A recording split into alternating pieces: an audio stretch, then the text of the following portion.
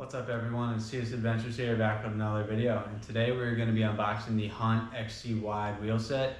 We're going to be getting a sound check along with weighing them, so let's get into it. So let's start by opening these up. And if you saw my previous video, the easiest way to open these is to take out the sides first and then take the wheels out instead of all at once. Here's the first side,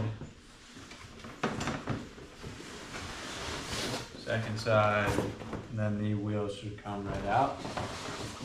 There we go. It's a hub cover. So much lighter than the Enduro Wides for sure. We're going to get into the weight of these later, but I chose these to go on my XC racing bike just to lighten it up. Yeah, so let's do a sound check.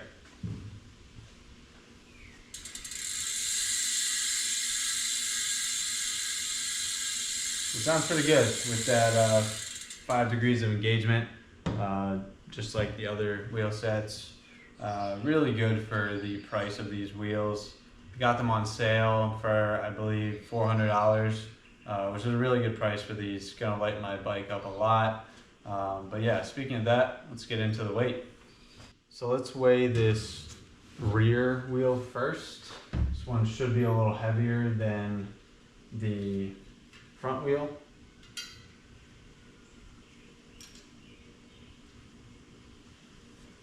So this one comes in at just above 2 pounds, 2.04, and in kilograms that is 0.925. So pretty light wheel. Now let's do the front wheel. You have to remember every little bit counts, especially with rotational weight. That's key to be light on. For pedaling efficiency. So in kilograms, this one comes in at 0.785, and in pounds, that's 1.73. So total weight, just under 4 pounds, which is really good. I'm going to be putting a Forecaster on the front and Icon on the rear. Wanted a little bit beefier tire. My first race went all right with the Recon races, but I wanted something a little more stable, wider, and a little bit more grip.